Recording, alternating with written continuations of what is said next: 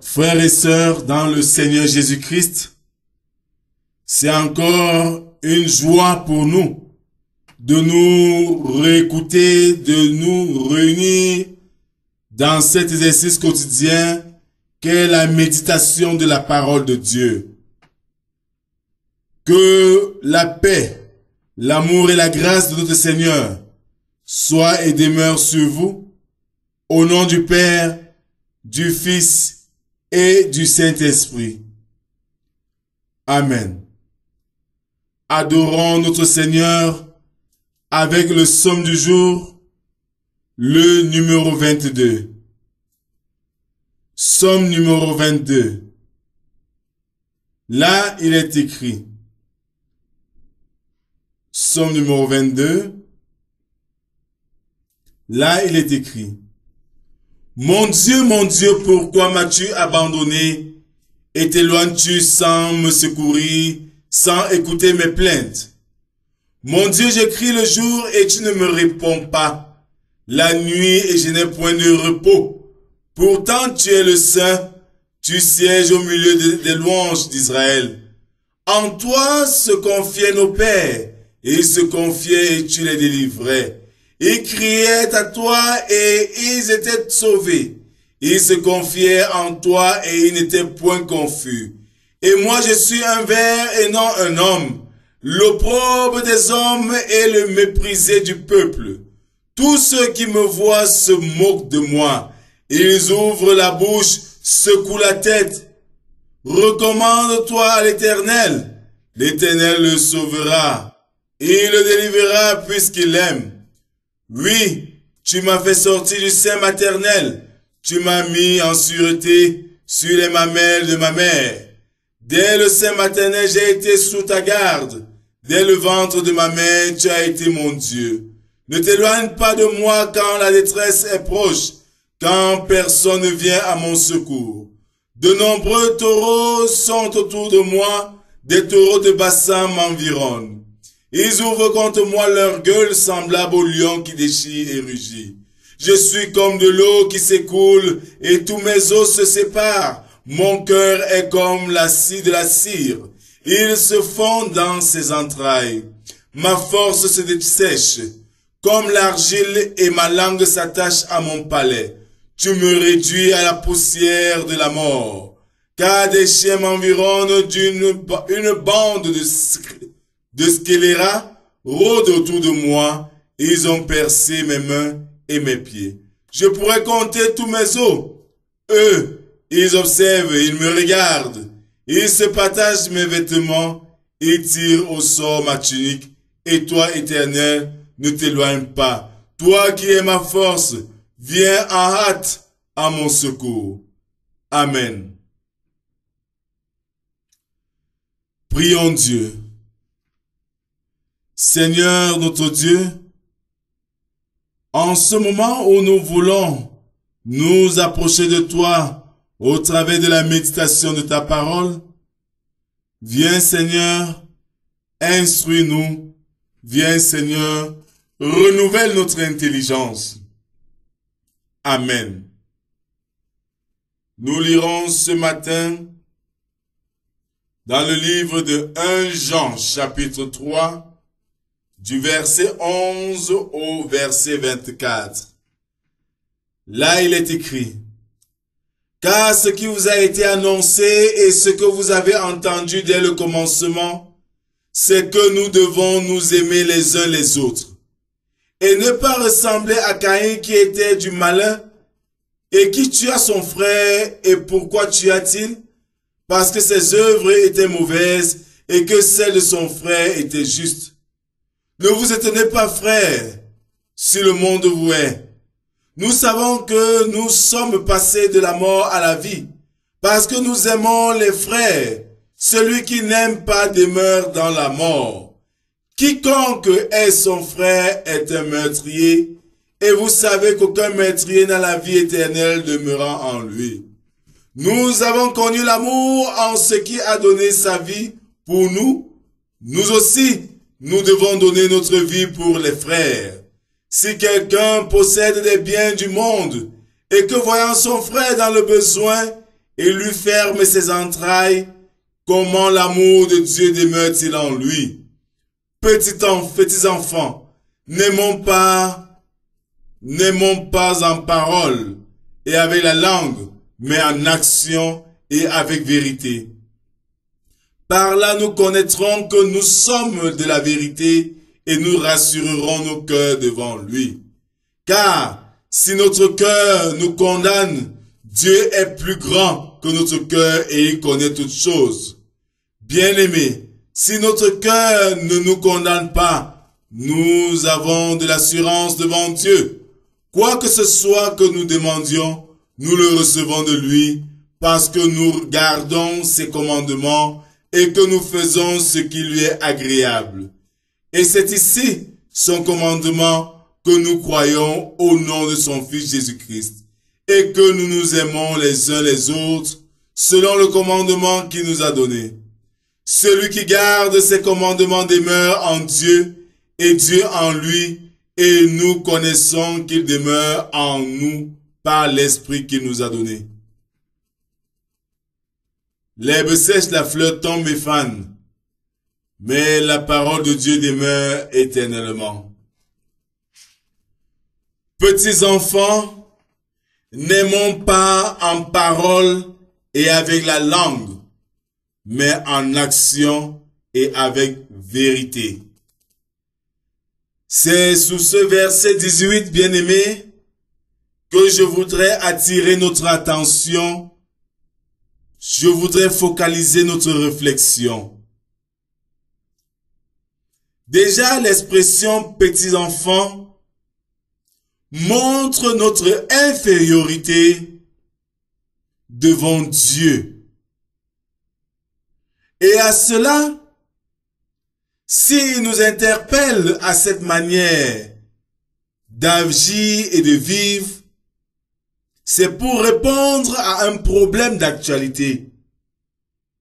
Dans un monde égoïste, dans un monde hypocrite, dans un monde à la limite méchant, nous aimons des bonnes paroles, nous aimons donner des bonnes paroles pour faire croire ce que nous ne sommes pas, pour dire ce que nous ne ressentons pas.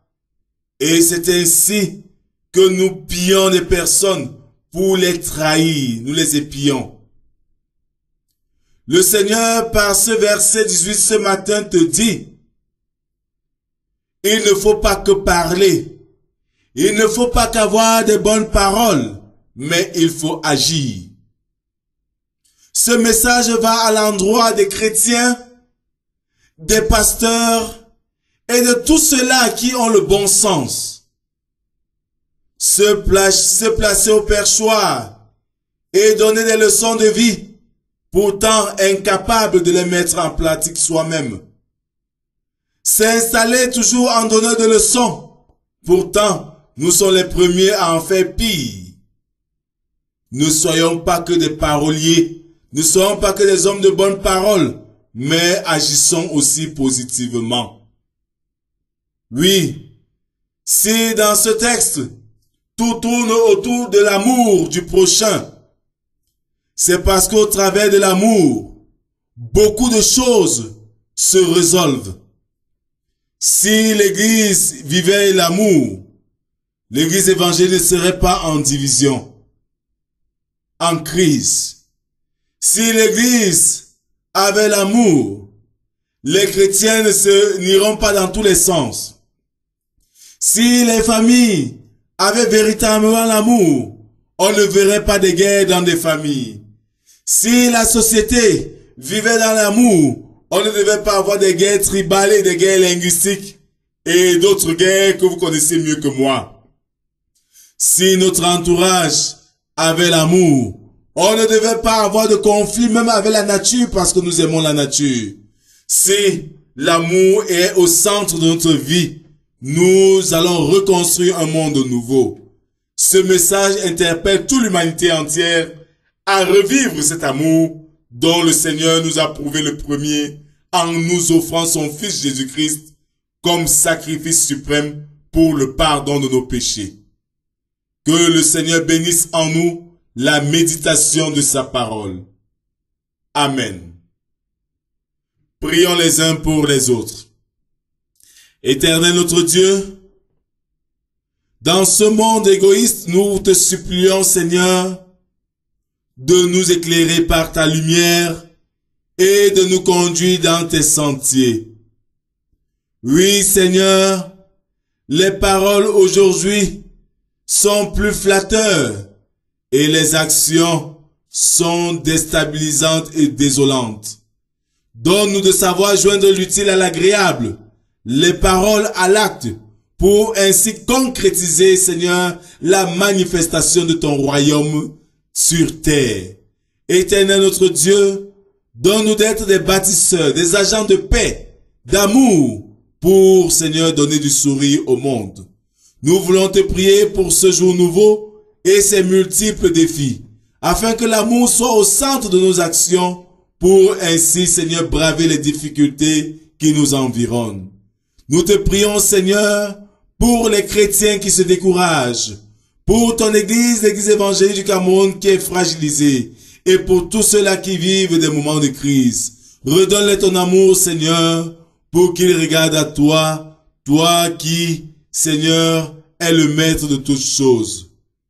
Nous voulons résumer l'ensemble de nos requêtes dans la prière modèle que ton Fils Jésus-Christ nous a enseigné en ces termes. Notre Père qui est aux cieux, que ton nom soit sanctifié, que ton règne vienne, que ta volonté soit faite sur la terre comme au ciel. Donne-nous aujourd'hui notre pain de ce jour. Pardonne nos offenses, comme nous pardonnons aussi à ceux qui nous ont offensés. Ne nous soumets pas à la tentation, mais délivre-nous du mal, car c'est à toi qu'appartient le règne, la puissance et la gloire pour les siècles des siècles. Amen. En guise d'exhortation, bien-aimés, n'aimons pas en parole et avec la langue, mais en action et avec vérité. Fort de tout cela, que le Seigneur, par son Saint-Esprit, nous donne le discernement en toutes choses et nous donne d'être vrais en toutes circonstances pour taire les maux qui minent la société aujourd'hui, l'hypocrisie, la jalousie, l'égoïsme et tout ce que vous connaissez comme éléments qui détruisent, comme mots qui détruisent la société. Que le Seigneur vous bénisse et vous accorde ses grâces en abondance au nom du Père, du Fils et du Saint-Esprit. Amen.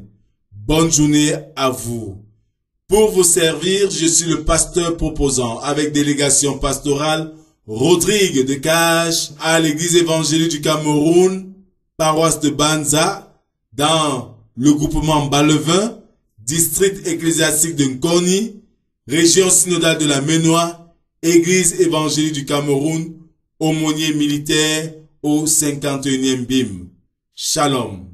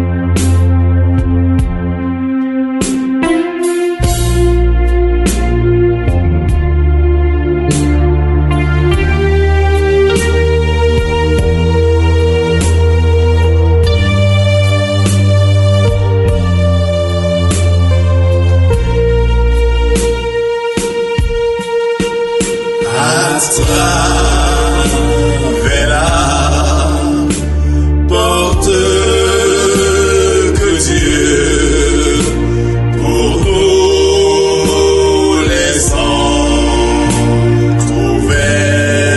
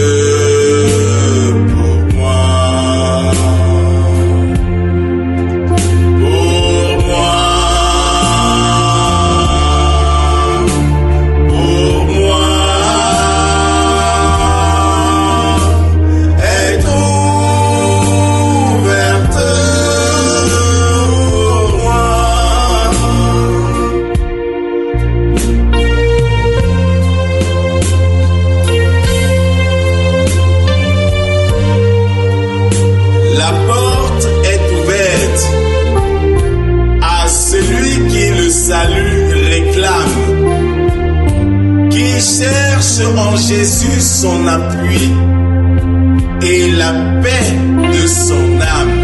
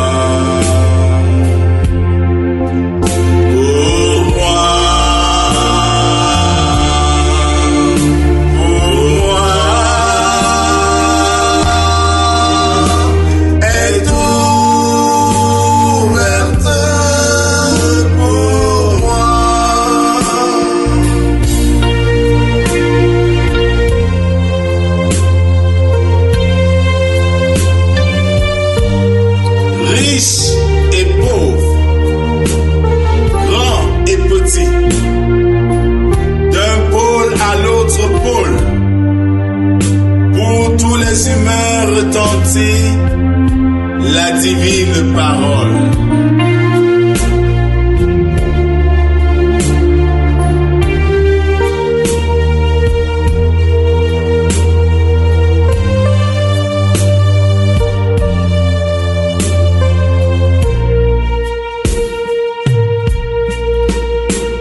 Riche et pauvre, grand et petit, d'un pôle à l'autre pôle, pour tous les humains rétentis, la divine parole, amour insondable, la foi, la porte est ouverte pour moi.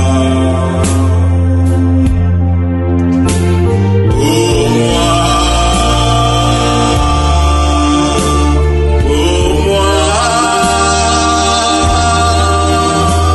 est ouverte pour moi.